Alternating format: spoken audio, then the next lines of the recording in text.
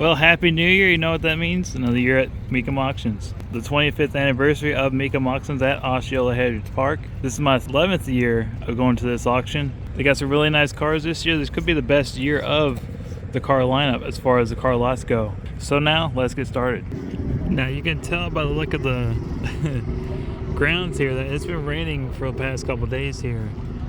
Especially yesterday until like noon. So I would advise, if you're going to this year's auction, wear some boots. You'll definitely need it, but hopefully they improve the grounds between now and next weekend. So let's check out the Winston Cup Museum cars first. Now here's the full group of cars from the Winston Cup Museum that was located in North Carolina. That covers the Winston Cup era of NASCAR from 1971 to 2003. Now a lot of these cars, I'd say a majority of them were show cars, but there are some actual real historic stock cars from that NASCAR era. For example, this is actually a 1994 Ford Thunderbird raced by Bill Elliott, but it has the 1996 McDonald's paint scheme. If it was the normal 1994 McDonald's paint scheme, where the first year of Bill Elliott being sponsored by McDonald's, it would actually be all red with the yellow border on the bottom. But this is the actual Interstate Batteries Monte Carlo that Bob Labonte actually raced. And it's still in race use condition. It's even signed by Bob Labonte over here on the door.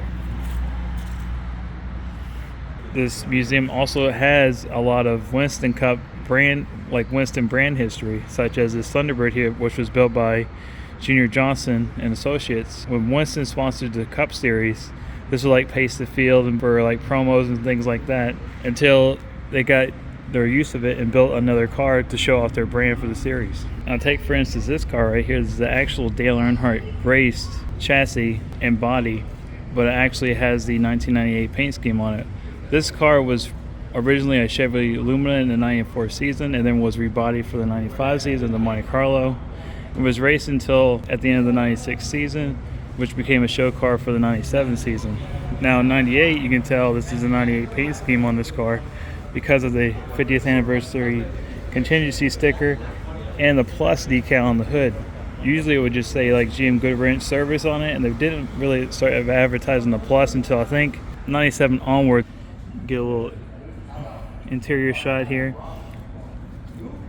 Now most of his roll cages were painted like this Dayglow red color up until I would say probably 2000 season. Even his last car had a silver roll cage, but most of them were this Dayglow red. Usually if you painted like roll cages, you did just to like hide secrets in the car, but this is what they preferred for RCR and Dale Earnhardt was the red roll cage. You see you had the branding on the dash for if you had a in-car camera. Very cool NASCAR historic piece right here. Now this is a very historic stock car. This is a Fireball Roberts race use Ford Fairlane from the 1957 season. He won 8 races in this car. Remember the Dale Earnhardt car, and look at this car and how much the safety cage has improved since the 1950s until the 90s. I mean, you just have this halo hoop here in the center, and that's it. There's no crossbars except for right here to keep the driver safe in case of a rollover. Just the bare minimum, and just the opening for the driver to sit. That's all he got. So it has a factory dashboard, and it's mostly a factory car from the showroom in 1957.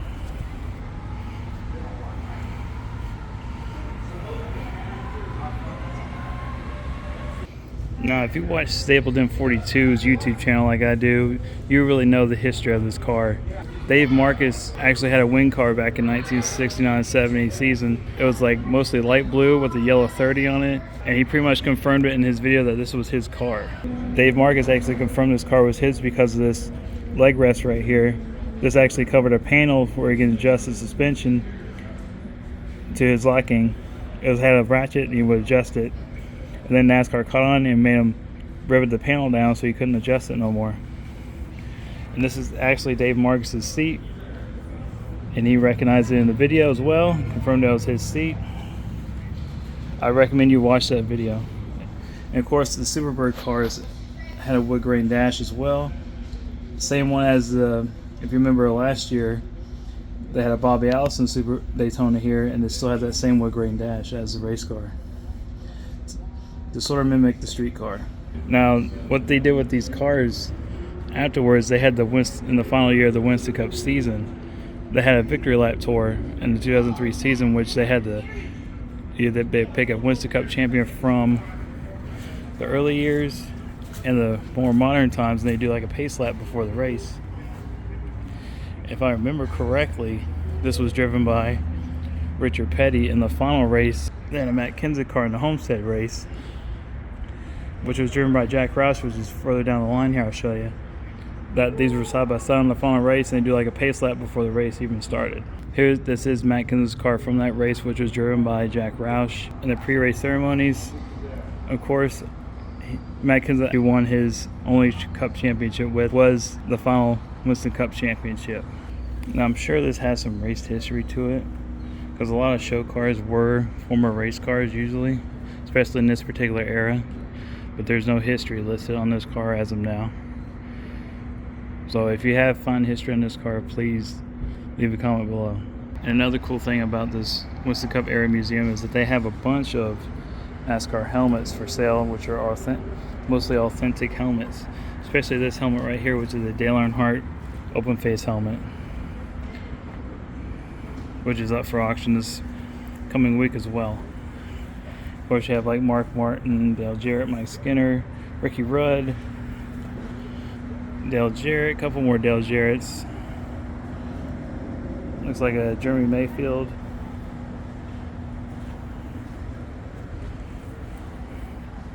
All up for auction. Now, it'd be really cool if the same person that bought the race car bought the actual helmet to match the race car. Now, here's a surprising find that's out here in this muddy field. 1969 Chevrolet Camaro Z11 original unrestored pace car, representing the 1969 Indianapolis 500, which was won by Mario Andretti. And of course, all the pace cars had the orange stripe on the front. You could actually, these come in a package, but you could actually put the decals on the side if you wanted to from the dealer. And these all had the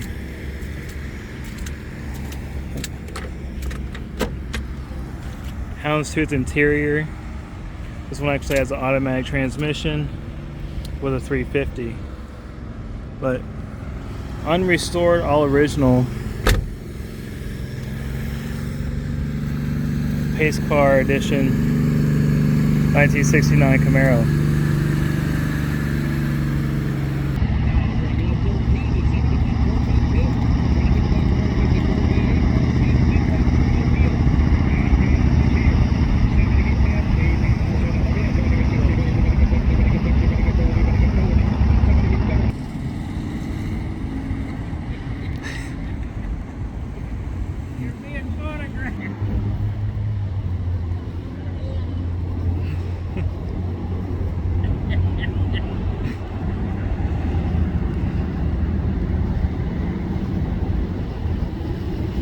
These are like one of my all-time favorite Cadillac body styles. This is a 1949 Cadillac Series 62. And they only made 7,500, a little over 7,500 of these fastback body styles. Now, they did these body styles for Chevrolet and Oldsmobile, Buick, and Pontiac, I'm pretty sure. I just love the way it slopes back in the, I just love that body style right here. It just slopes back instead of just coming down, having a straight trunk. It just looks awesome. And of course, you have that Harley Earl styling with these little fins here from the airplanes of the day. It just looks so classic and timeless, really. And of course, this has a 331 with the automatic transmission. And of course, Cadillac was an automatic transmission from, I think 1947 was the last time you could get a manual transmission in a Cadillac. Until it was all automatics, until I think when the CTS-V came out in the 2010s or something like that when they actually put a 6-speed in the Cadillac again. This black fastback reminds me of the Cadzilla that Boyd Coddington and Billy Gibbons built back in the early 90s. They used one of these to start off with, and they built that crazy Cadzilla car that became so famous in the hot rod industry. Here it is, 1949 Cadillac Series 62. Here's something you probably never see again. This is a 1974 Jenson Interceptor, but a convertible. I've seen coupes before, but never a convertible until today. Now these are powered by Chrysler 440 engines. You got the red top with the red interior, automatic transmission. It's just weird seeing this body style in a convertible platform, but they made one. I never knew they made one. Kind of like a British sports car with American muscle tied together. Jenson Interceptor convertible. Alright, here's a unmodified 1993 Mazda RX-7. Pretty much original car. It doesn't say it's ever been restored, but of course you have the 13B 2-rotor engine powering this thing, which most people today just take it out and put an LS motor in it. It's really nice to see one all original and not modified. Of course, it's has a tan interior with a 5-speed manual transmission. I do not know how many miles is on it because the key's in there, but I'm not going to turn it on. But it's very well preserved. RX-7 with the sunroof.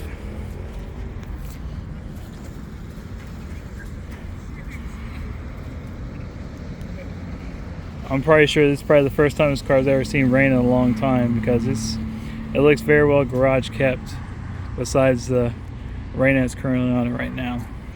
Now, I was really hoping this car would still be here because it's crossed the block on Friday, but obviously it is.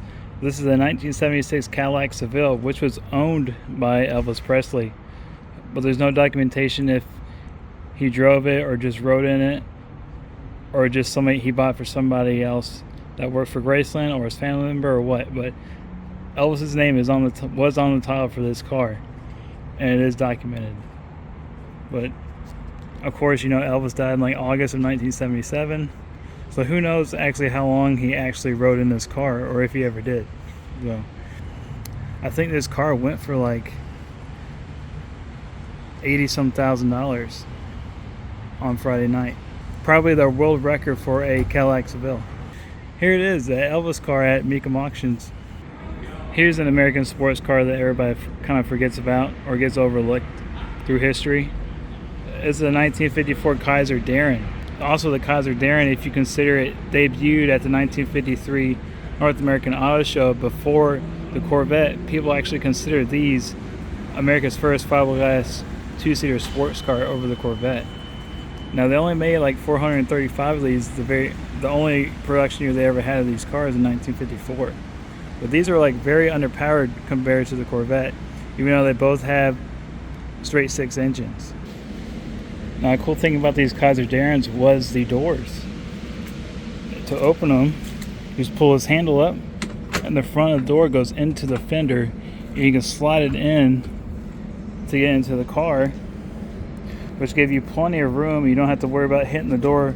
Now, you don't have to worry about hitting the car next to you, and you have plenty of room to enter and exit the car. And then all you gotta do when you shut it, pull the handle, shut it, and there you go.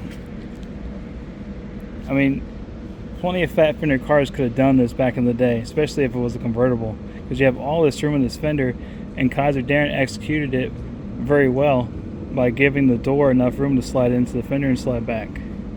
Genius design, should have been used more in the 1950s.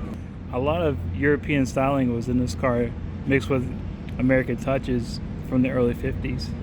1954 Kaiser Darin. There's something great at the MECUM auction. A 2012 Lexus LFA. These cars were such amazing sports cars, but the problem was they were massively overpriced when they came out. These were like, with tax, probably over $400,000 new from a Lexus dealer, which the problem was the people that wanted them couldn't afford them, and the people that could afford them found better cars for the money. But now these cars have gained a following, and they've become pretty collectible over the recent years. These are like a modern marvel in the sports car world, because The 4.8 liter V10 was so high revving and so fast accelerating, they had to build a digital tach and speedometer to keep up with how fast the car was going, engine rev wise and acceleration. Really is famous with these cars is that F1 sound during high acceleration, thanks to that Yamaha exhaust. These cars are only going to get more expensive through the years because they only made 500 examples. This is like number 238 of the 500, so you're kind of right there in that mid-range of production of this vehicle. And this one's like fully loaded as well, has pretty much all the options. It only has, I think, less than 10,000 miles on it as well. So it's a very well kept example of a Lexus LFA. All right, back on solid ground indoors where a bunch of collections are. Now this is an old school, like late 60s, early 70s Mopar collection, and behind me you have the more modern Mopar collection, your last call Mopars as well. I'll give you some highlights of both. And of course you gotta have your Demon collection. These are from the 2018. You have your orange, blue, black, and red. Over 808 horsepower, all in a collection of 4 that you can choose from. And of course with your supercharged 6.2 liter V8 producing over 800 horsepower. But of course there's an additional thing that comes with a Demon. And of course with 4 Demons you get 4 Demon crates for of course extra dollars. So actually this is $4 worth of accessories here from Dodge, which includes all your racing prep stuff to turn over into a quarter mile drag car. With your front skinny tires, your jack, your cordless impact, your ECU to convert it to run on race gas, everything you need. And of course they are VIN specific as well. There's your VIN, there's the original owner's name, and of course I think this is by MECUM as well, but they all got all the Demon boxes matched to their proper Demon cars. So Demon crates here at MECUM Auction. Of course this is another amazing collection of wing cars, of Daytonas and Superbirds, and all in the correct colors that Mopar had back in the day. Now this is the only Daytona in this collection. Of course you have this Superbird you may recognize from Hoovie's Garage. He bought it at Barrett Jackson I think a year ago, and here it is again up for sale. This is the actual HEMI Superbird that has been modified. It actually has a full-on roll cage.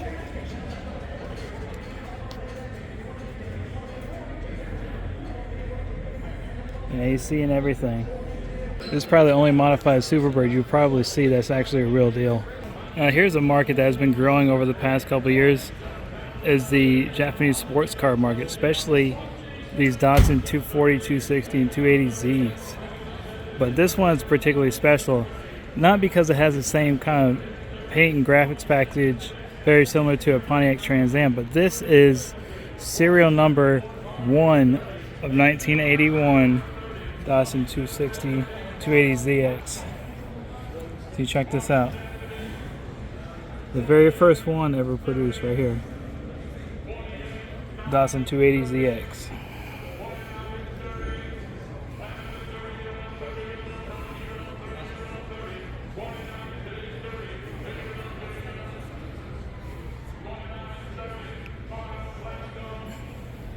And of course with your tan interior.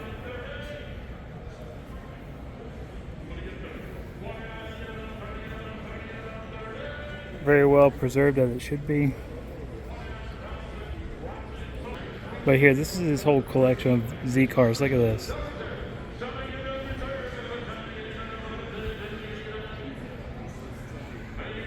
Of course over here you have a 510 Datsun as well in this collection as well. I mean, look at this. From here down, like all Z cars, including this 510. I mean, these 240Zs are very nice and restored to a T.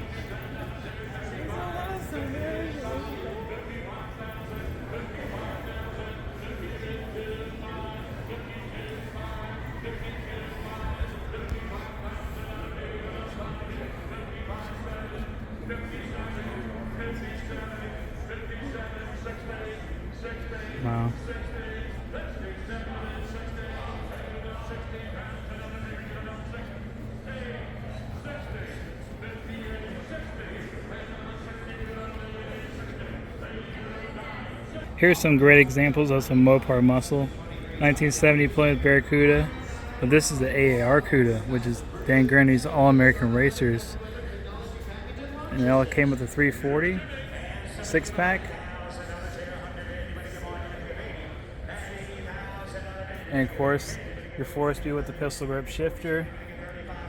Black interior, and of course you had the AAR stripes with the All-American Racers logo with Dan Gurney's team. That was for the SCCA Trans Am series back in the day, which these cars actually raced in. I think Swede Savage is one of the drivers of the Cuda for the series. I just love the green and the black and the matte black hood, and of course you can see the effects of the stripe here.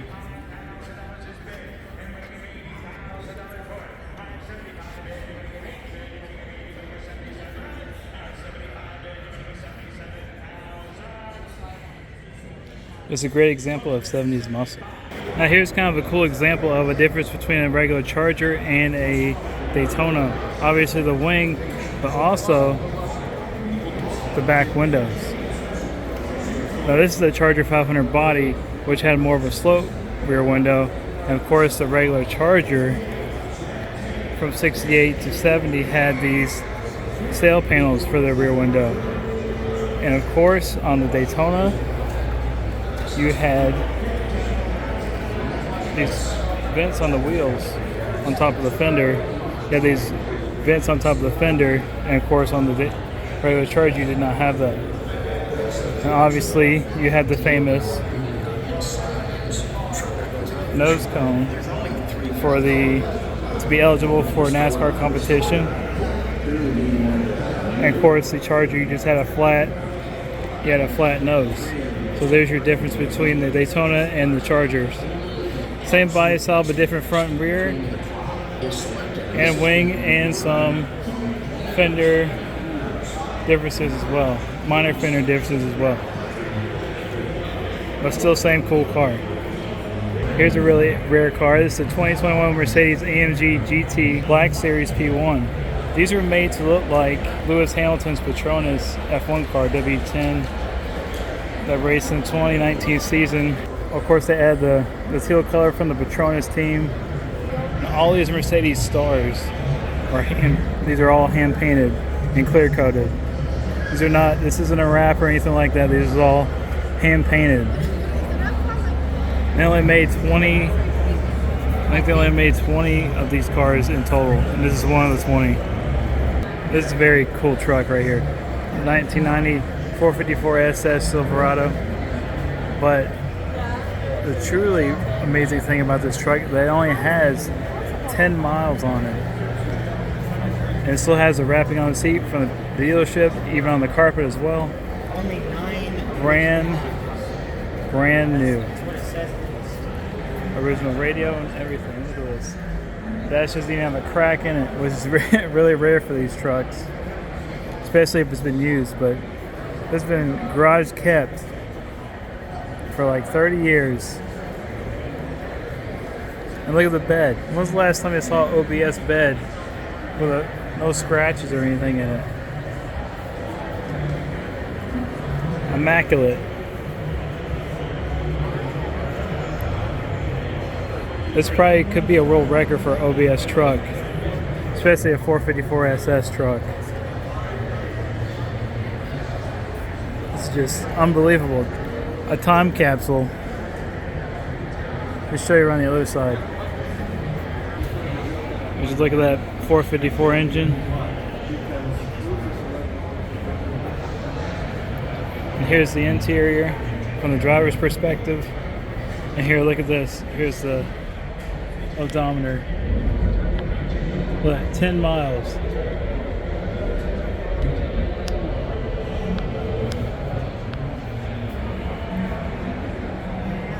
Crazy.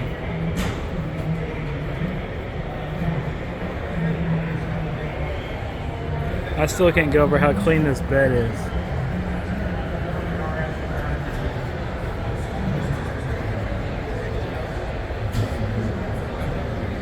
.454 SS Silverado, 1990. Here's what many people consider the best Porsche ever built.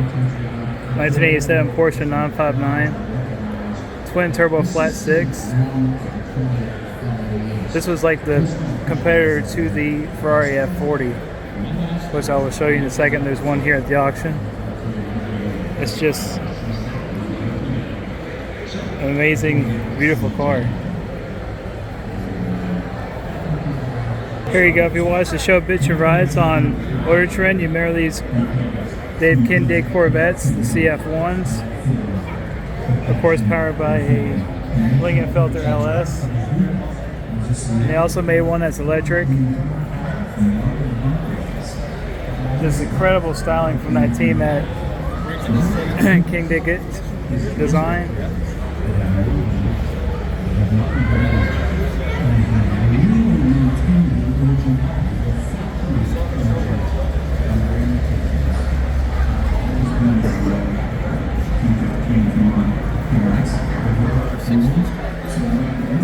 Look at his flat bottom steering wheel. It has a classic styling on it.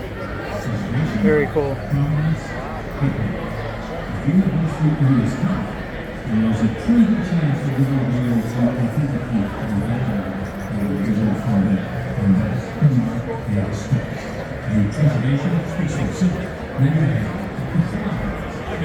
And of course, Dave Kindig and Kev Dog will be here on Saturday when this car sells. Now, of course, there wouldn't be a MECUM auction without a couple of real Cobras. This is one of the 3 Cobras that are actually here at the auction. This is the only competition coupe at the auction. It's got a very desirable engine, 327, 340 volts, with a 4-speed transmission, manual. It's a everything's original. Of course, it's the 427 version. I think one has to know the story about the original owner of this car. It was bought by a gentleman in Washington back in 1962. He ultimately was saving it for his own son. The original owner was about ready to give the car. His only son was working. Now, of course, the centerpiece car of this auction is the 1965 Ford GT40. They have all 3 Ford GT generations here for sale. And this is a truly masterpiece car because they only made 30 of them. This is the best known street example of a original Ford GT40 ever built. This goes up on the block next Saturday. Here's a really rare piece of Mopar muscle. It's a 1970 Plymouth Barracuda HEMI convertible, which they only made 14 HEMI convertible Barracudas, and only one of 9 with the automatic transmission. This is a cream of the crop when it comes to Plymouth muscle cars.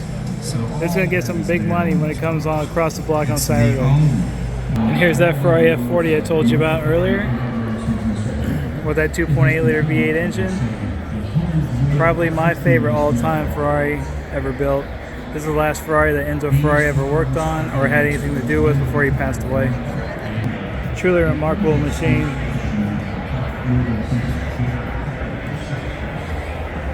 A design that will never get old and never stop drawing attention. And of course, equally goes to this one as well, Enzo Ferrari. Michael Schumacher actually helped design these cars and actually fine-tune these to make these the best performing Ferraris ever built. Especially when they made the FXX program. Now here's the second of the 3 real Cobras here at this auction.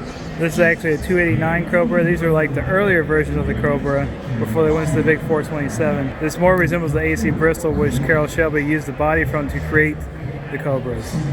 Like as you can tell, it doesn't have the big bowling fenders or the wide rear tires.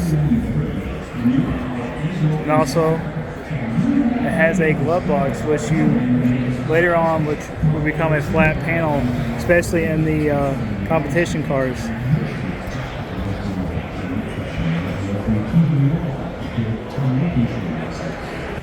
Here's the third and last Cobra that's at this auction.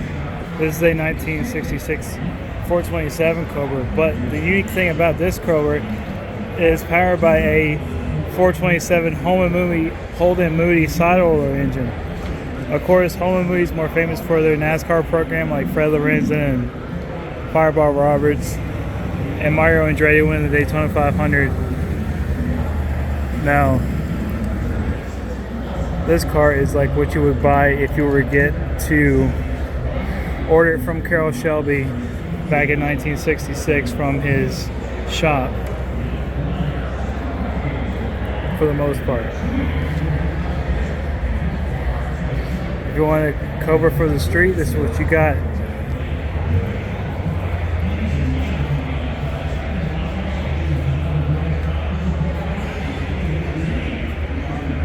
Now these magnesium knockoff wheels. This is the second time I've only seen a Cobra with these wheels on them. A couple years ago they had a Carroll Shelby personally owned Cobra that was the centerpiece of the auction. Had these exact same wheels on. And of course these are knockoffs, and there's your safety harness right there so it won't back out while you're on the road. But of course every, I think, 100 miles or so you have to smack it with a hammer to make sure they're up to torque spec. 1966 427 Cobra. Something new they're doing this year called The Room, which they've never done before, where they're housing a lot of 7 and 8 figure Ferraris. Now, in order to find this room, which I've been asked a couple times this weekend, where is this at? Where the pre-staging is to where the car is going to the auction, just take a right, and here it is. These are where all the Ferraris are. Now, of course, the only way to get into this room is if you're a registered bidder. You can't just walk in here with, like you can anywhere else on the property, and check out these cars. So this lady right here will scan your bidder's pass and let you inside. Of course, there's the Ferrari 275. That is supposed to be an 8-figure car that replaced the 250 GTO. A lot of classic Ferraris in here.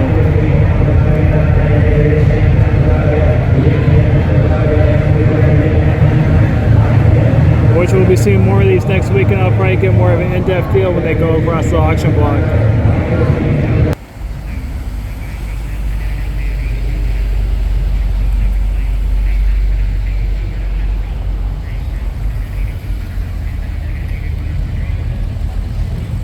Now this is the second time I've ever seen one of these Corvettes. If you know Corvette racing, you know Pratt Miller. They made 11 C6 RS Corvettes. The first time I ever saw one was with Tommy Milner. Actually drove one of these into the paddock area of Sebring when these first came out. I think it was red. And what Pratt Miller did, they actually scanned a C6R chassis, which is their race car that they raced in IMSA, or at the time was American Le Mans Series. Scanned it, made a carbon fiber body for it, and put it on a street Corvette, and which became the C6 RS.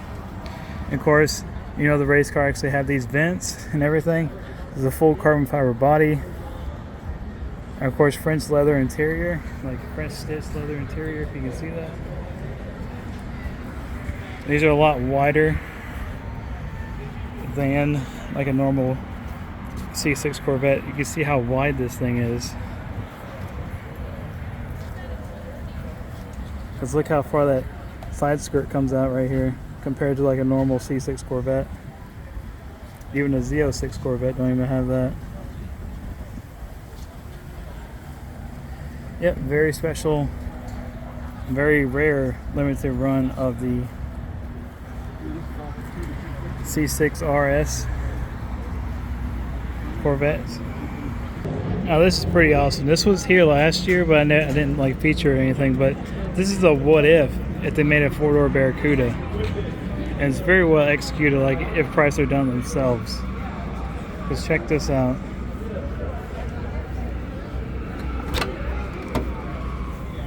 Look at that.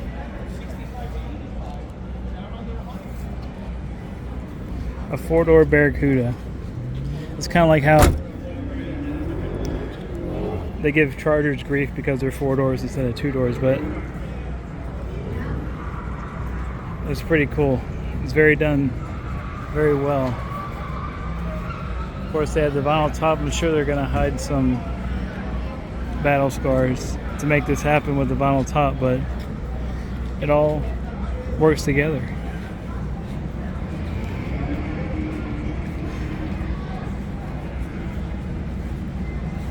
Here's the engine. I think this is a 340 in this car. Yeah, 340. Four-door Barracuda, one of one, going across the block on Thursday.